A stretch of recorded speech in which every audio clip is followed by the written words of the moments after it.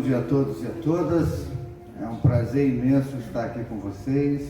O pessoal da web também, muito agradecido.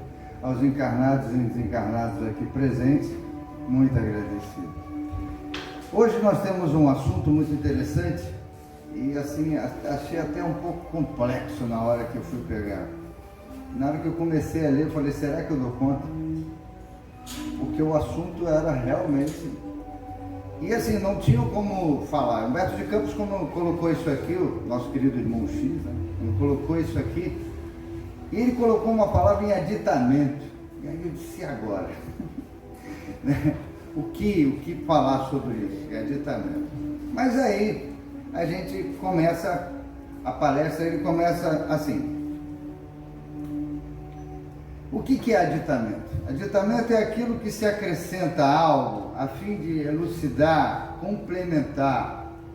No jargão jurídico, aditamento nas ações públicas é uma peça produzida pelo assistente do Ministério Público para complementar o líbero do promotor, que ele escreveu antes. E aí, ele começa assim, respondendo a uma pergunta de um amigo, de uma segunda pergunta, né? Ele colocou aqui, surpreendeu-se você com a minha resposta despretensiosa e sincera sobre as complexidades do Espiritismo diante das manifestações das inteligências menos desenvolvidas nos serviços fenomênicos e pergunta-me inquieto.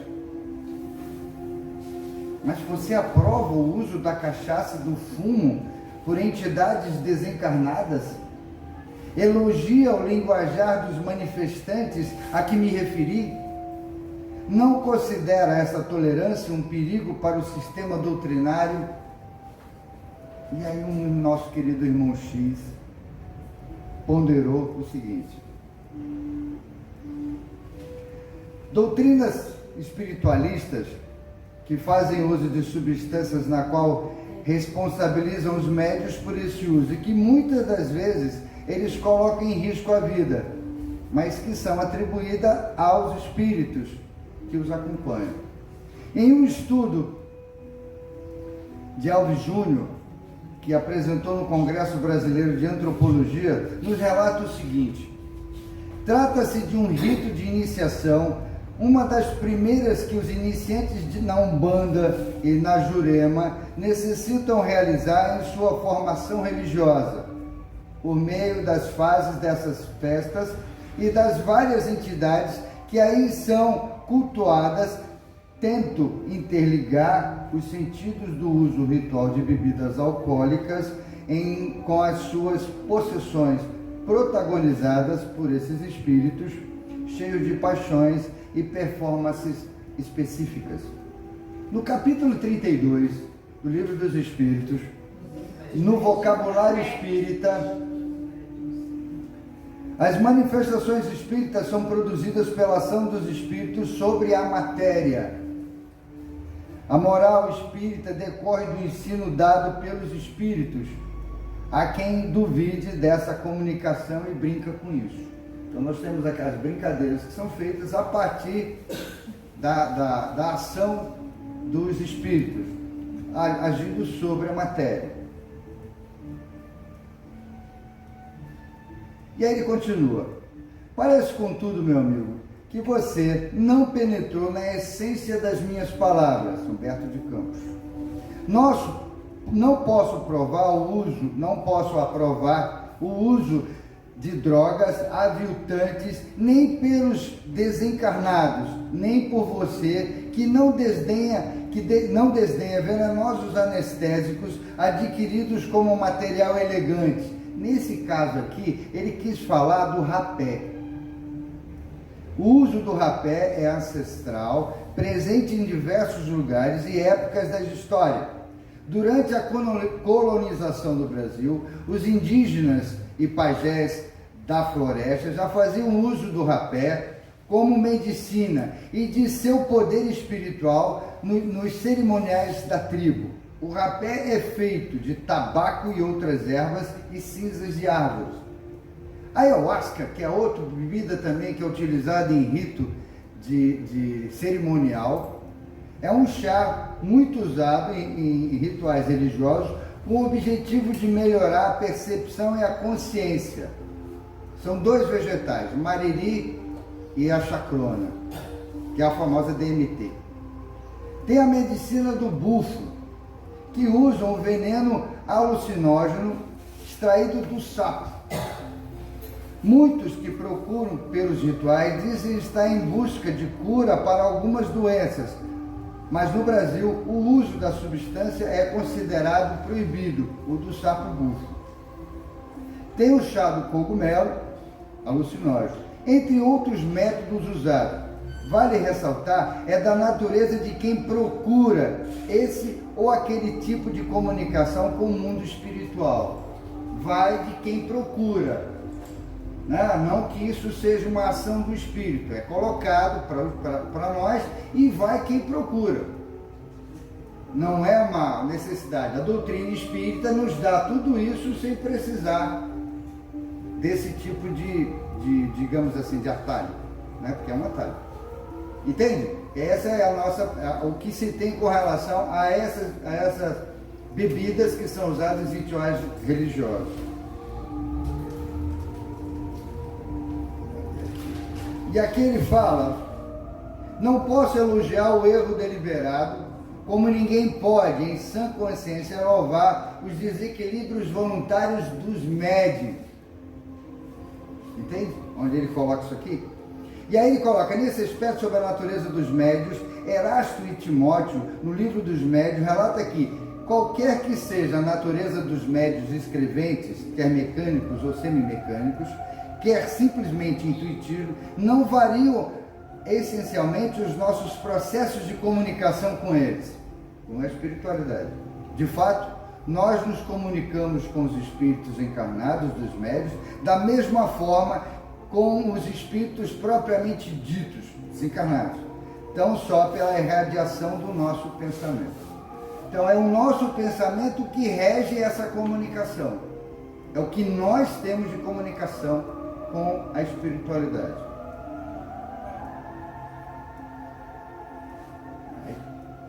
Quanto à sua terceira interrogação, Humberto de Campos continua: consideramos que o sistema doutrinário nada tem a ver com as manifestações do indivíduo.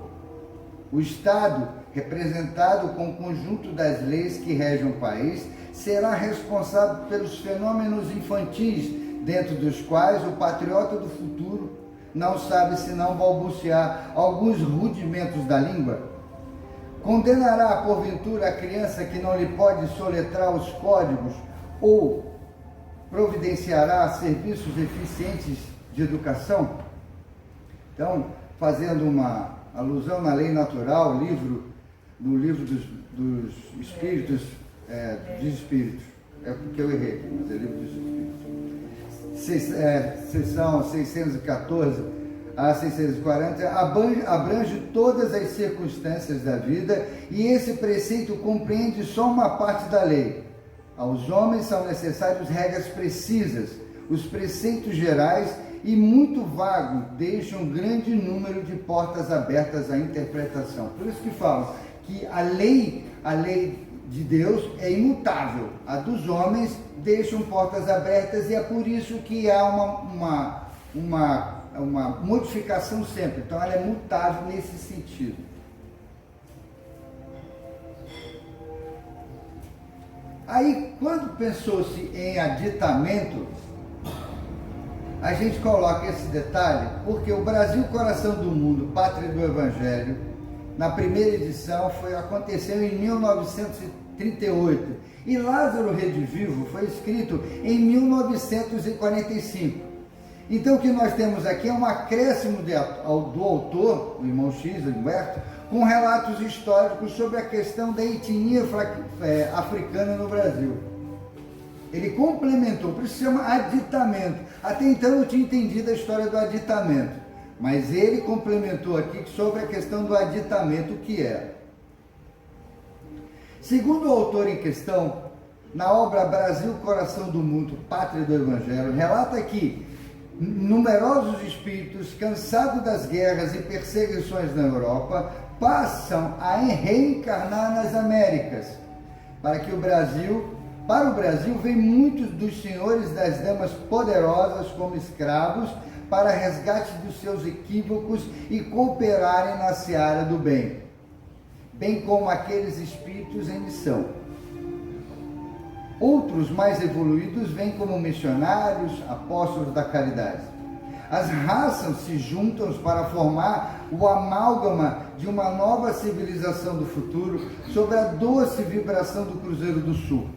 As almas simples e fraternas formam no panorama psíquico adequado para a expansão dos ideais da fraternidade e tolerância, que faz do Brasil de hoje uma mistura de todas as raças e que a todos recebe com alegria, sem tolerância religiosa ou nacionalismo exacerbado, fruto do orgulho de raça tão presente em nossas nações.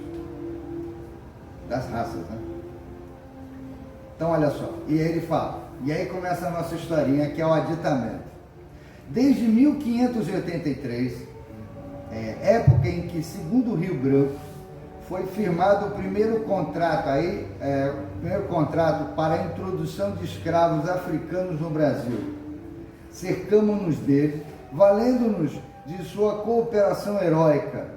Pensávamos antigamente que bastaria a morte do traficante ou do comprador para que o problema fosse liquidado, com a remessa das almas para o céu ou para o inferno.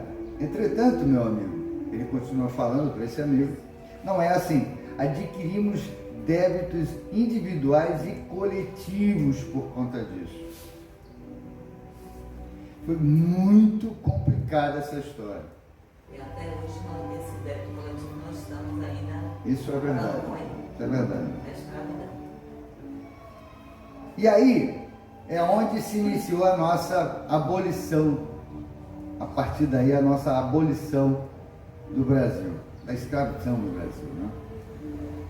A contar de 1758, o irmão X continua, Humberto de Campos, a contar de 1758, quando o corajoso sacerdote Manuel Ribeiro da Rocha ousou escrever contra a vergonha da escravidão, autorizadas vozes se levantaram sobre a luz do cruzeiro contra o doloroso comércio de homens livres. Em 1789, a abolição já constituía um dos limites do programa político e da Conjuração Mineira.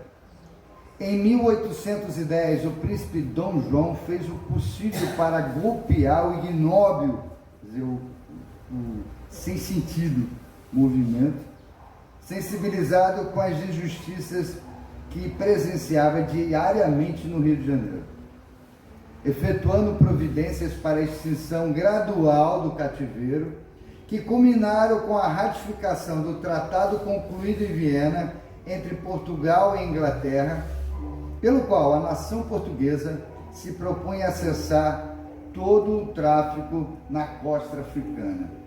E aí a gente vai ver a historinha agora. Mais tarde, Dom Pedro I, na Convenção de Novembro de 1826, assinava novo acordo com a Grã-Bretanha, pela qual o governo do Brasil se comprometia a proibir toda a espécie de comércio de escravos da costa africana. Entretanto, não abandonamos o movimento odioso e conta-se que muitos navios ingleses, depois da convenção, postavam-se nas vizinhanças de Angola e de Moçambique, expulsando as nossas embarcações negreiras. E nisso vem uma historinha muito interessante, as leis que foram feitas a partir dessa história. A Lei Feijó Barbacena, essa lei foi chamada de inglês para inglês ver. Porque em 1831, quando Dom Pedro I assinou essa daqui, ela dizia que eram livres os escravos fora do Brasil e que aplicava multas de 200 mil réis por escravos aos traficantes. A fiscalização não aconteceu como deveria, e aí a lei Bill Arden, assinada na Inglaterra pelo Lord Bill Arden, que regia sobre a apreensão dos navios negreiros do Brasil pelos ingleses. Curiosamente, entre 1845, quando foi assinada essa lei, a 1851, foram apreendidos ou destruídos cerca de 368 navios negreiros do Brasil. Veja quanta gente partiu nesses navios. A Lei Eusébio de Queiroz, em 1854, que em cima dessa lei inglesa falava da soberania brasileira, né? Achava que o Brasil, os ingleses não podiam reger sobre as águas do Atlântico como acontecia. Falava, a partir daí a fiscalização ficava por conta da Marinha do Brasil. E aí veio a lei do ventre livre, em 1871, que regia sobre a liberdade do nascituro, a lei dos sexagenários, em 1865, que regia sobre a liberdade dos escravos com mais de 60 anos, que era um problema, né? Porque depois, onde é que eles iam ficar? Né? E, por fim, a Lei Áurea, de 1888, que a gente vai falar daqui a pouquinho mais. Então, vamos lá. E aí nós vamos falar sobre o financiamento do tráfico de escravos no Brasil. De onde vinha grande parte do dinheiro que acontecia, que traziam para o Brasil, financiava os navios negreiros. Olha só, aqui o irmão X continua. Não velaram exortações de estadistas e pensadores do Brasil ou do estrangeiro. Enviava-nos o Cristo, a sua divina inspiração, através dos caracteres mais nobres do governo, mas continuávamos no movimento criminoso, atendendo a caprichos cruéis. Não nos contentávamos em gastar o nosso ouro na aventura sinistra. Hoje sei, Humberto fala, que muitos franceses ilustres, inclusive alguns dos precursores intelectuais dos chamados direitos do homem, emprestavam capitais com excelente expressão lucrativa aos negociantes de vidas humanas, alimentando o condenável comércio. Veja, igualdade, liberdade e fraternidade da França, você tinha franceses que pregavam sobre isso, em que bancava os navios negreiros, né, para poder trazer para o Brasil e receber depois a paga que tinha dos investimentos que foram feitos. Né? Veja o tamanho do nosso compromisso com essa raça, com essa etnia africana. E aí nossa dívida social e moral, onde ela começa? Veja que ela já está começando desde 1538, a coisa continua aí, mas aqui ela fica mais evidente, aí a gente começa a entender isso aí. Acredita que a nossa teimosia pudesse ficar impune? Humberto pergunta ao amigo. Nossa atitude coletiva envolve um débito moral de vasta expressão. Objetará, talvez, que não somos um único país a escravizar os filhos de outras terras, e responderemos que não somos o único país a pagar tributos dessa natureza. E ele fala do Império Romano aqui. Desde muito antes do Império Romano, que perdeu a hegemonia política em virtude do instinto de dominação, todas as nações da terra saudam os compromissos morais de acordo com os débitos contraídos. Veja que nós estamos há muito tempo atrás, se a gente for consultar a história, os povos dominavam e o que era dominado passava a ser escravo e perdia tudo. E aí passamos a ter esse débito constante com eles. E isso vem há muito tempo. E a gente fala depois dos obsessores. Onde se iniciam os processos obsessivos que tanto queremos escapar? Onde começou esses processos obsessivos? E a gente fica querendo sair, né? E aí ele vem, pergunta-me ainda, Humberto falando, você, como interpretar as entidades reconhecidamente perversas que comparecem por vezes no ciclo de manifestações dos antigos escravos desencarnados no solo brasileiro e fora aqueles que desencarnaram no mar. De acordo com a lógica, acreditamos que são criaturas tão detestáveis e infelizes como as entidades dos brancos reconhecidamente pervertidos que se transformam por vezes em monstruosos demônios, perseguindo e obsediando inteligências frágeis e mentes vacilantes. E aí nos colocamos os médiuns aqui. As mentes vacilantes, não só as nossas, mas do médium despreparado que não conhece isso aqui. Por isso que Humberto falou que isso aqui é um aditamento ao livro Brasil, Coração do Mundo, Pátria do Evangelho. Ele está acrescentando isso ao livro que ele escreveu aqui, acrescentando no Lázaro, no Brasil, Coração do Mundo, Pátria do Evangelho. E aí nossa responsabilidade moral como médiuns. Ultimando as indagações, você exclama e interroga. Humberto falando. Compreendendo a responsabilidade, mas como extinguir o mal? Sim, as nossas responsabilidades morais nesse setor da evolução coletiva são bem graves e não podemos desdenhá-las. Voltando às primeiras afirmativas destas humildes considerações suplementares, tornamos a liberdade de personificar o Estado no sistema doutrinário do Espiritismo, classificando as manifestações diversas do Espiritismo fenomênico como zonas educativas. É essa função que a gente tem de personificar, de entender, de buscar aquilo que nós podemos, de que forma nós podemos ajudar essas entidades, da mesma forma, claro, nos ajudando também. Aí uma questão social de 130 anos depois, ou seja, 1758 a 1888. Supõe você que a abolição terminou em 13 de maio de 1888? 1888, perdão. 1888. Veja só, quando a Lei Áurea foi promulgada, foi uma festa no Rio de Janeiro, em todos os lugares. O povo foi para a rua, foi a festeira, foi uma festança louca. Mas no dia seguinte, começou os problemas. Os negros não tinham onde morar. Não tinha políticas públicas que pudessem trazer os afrodescendentes, os nossos afrodescendentes, para algum lugar. Dinheiro não tinha financiamento, não tinha nada.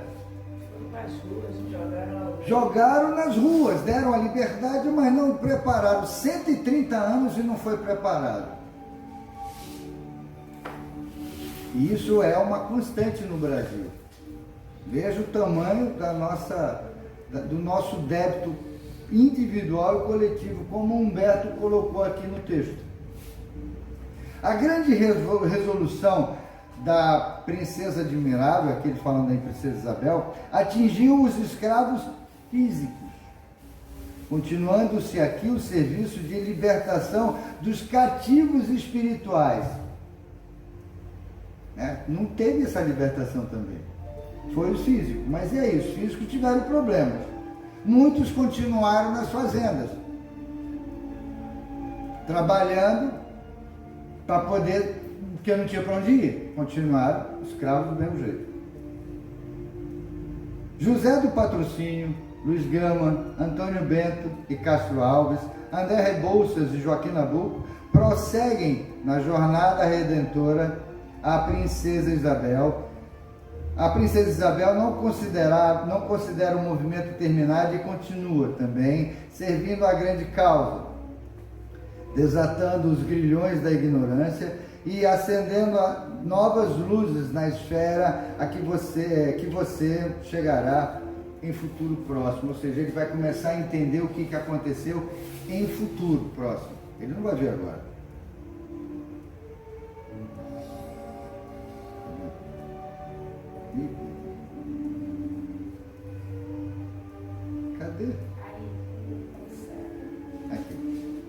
Observo que sua pergunta é derradeira, e ele continua, você mostra o desejo de receber um roteiro de serviço.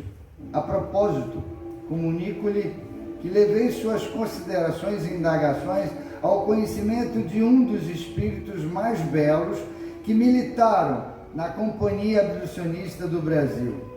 Confesso que eu procurei o nome dele, mas não consegui achar não. E essa cultura generosa, criatura generosa, deu-me a resposta sábia que transmito a você sem omitir uma só palavra.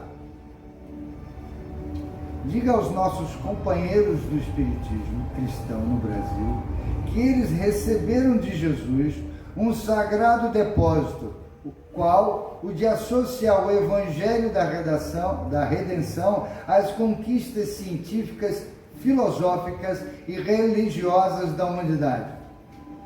Insista para que aproveitem a gloriosa oportunidade em obras do amor, para ratificar o que foi acontecido no passado.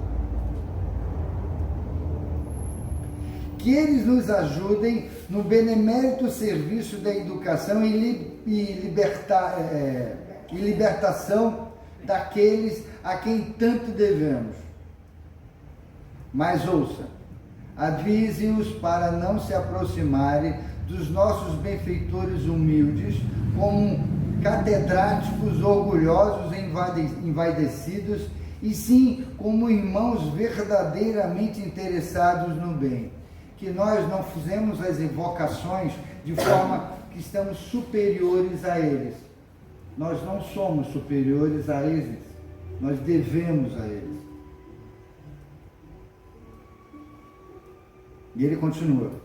E, sobretudo, diga-lhes também, nós estamos empenhados na mesma luta pela iluminação espiritual, mas que ao ensinarmos a Pai Mateus e Mãe Ambrósia, são dois pretos velhos, tá certo? Aqui, no texto não fala, mas pelo texto, são dois pretos velhos, Pai Ambrósia Pai Mateus e Mãe Ambrósia. As lições acerca das leis de Kepler. A lei de Kepler, de Johann Kepler, tratam do movimento dos planetas em volta do Sol. Essas leis foram a principal contribuição de Kepler à mecânica celeste, isto é, a forma elíptica com que o planeta faz em volta do Sol, os vetores que ligam o planeta ao Sol e a fórmula matemática. Mas nesse caso aqui, o que ele quis falar de Kepler foi sobre o magnetismo. Como funciona o magnetismo? Ensinar ao Pai Mateus e à Mãe Ambrósia sobre o magnetismo de uma forma universal. E aí, ele continua falando das ondas de Marconi. As ondas de Marconi, não, de Brown, movimentos de Brown, isso. Movimentos de Brown. Robert Brown explica em seu postulado sobre o movimento aleatório de partículas em um fluido, líquido ou gás, como consequência do choque entre todas as moléculas ou átomos presentes no fluido. E que fluido ele está falando? O fluido universal. Imagina explicar para essas entidades que sofreram e que não desenvolveram, e que ainda estão na erraticidade, que ainda estão fazendo, e que para falar do fluido cósmico universal. E aí ele vai para Marconi, das ondas de Marconi. As ondas de Marconi, ou Guilherme Marconi, primeiro sistema prático de telegrafia sem fio, em 1896. Veja o que nós temos. As comunicações mediúnicas são telegrafias sem fio, pelo pensamento. E aí nós temos aí, daqui a pouco, já está sendo feito estudos sobre a comunicação através de equipamentos eletrônicos diretamente do plano espiritual, porque nós estamos rodeados de espíritos, assim como foi na questão não me lembro bem agora, que Kardec perguntou sobre a influência dos espíritos e eles responderam, bem mais do que imagina, e tem alguns aí ao seu lado. Então nós estamos rodeados de espíritos. E aí, aprendemos com eles, por nossa vez, as lições de humildade, devotamento e renúncia, nas quais já se diplomaram, desde muito, negando a si mesmos, tomando a sua cruz e seguindo o nosso Senhor Jesus Cristo. Bom, em uma psicografia recebida pelo médium Frederico Pereira Júnior, aqui eu faço esse adendo, dentre outras coisas, o comunicante escreve que a missão dos espíritas no Brasil é divulgar o Evangelho em espírito e verdade. Os que quiserem cumprir o dever a que se obrigam antes de nascer, deverão, pois, reunir-se debaixo desse palio trinário: Deus, Cristo e caridade. Onde estiver essa bandeira, aí estarei eu, assina Ismael. E isso aqui é interessante, e é o que? O nosso trabalho aqui na ASECAL, na Associação Espírita Cristã André Luiz, onde nós fazemos esse trabalho forte, firme, apaixonante, né?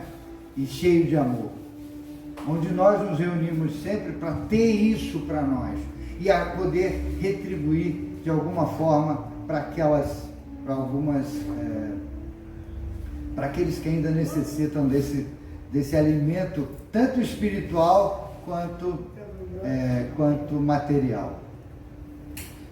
E assim, meus amigos, presentes, invisíveis e visíveis, os meus amigos da internet, agradeço imensamente a colaboração desta casa para que nosso trabalho possa se enriquecer ainda mais à medida que a gente conhece, à medida que a gente tem essa doutrina maravilhosa, a doutrina dos espíritos, nos trazendo esse conforto, esse alento, para que a gente possa entender cada vez mais aquilo a que nos propomos, como, não só como médiuns, mas como espíritas, na concepção real da palavra. Somos espíritas.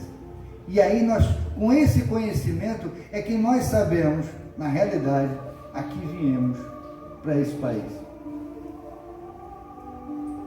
Muito agradecido, eu agradeço aos meus mentores, aos mentores da casa, aos mentores desse trabalho, por essa oportunidade ímpar de estar aqui com vocês, comentando sobre esse assunto. Muita paz e muita luz.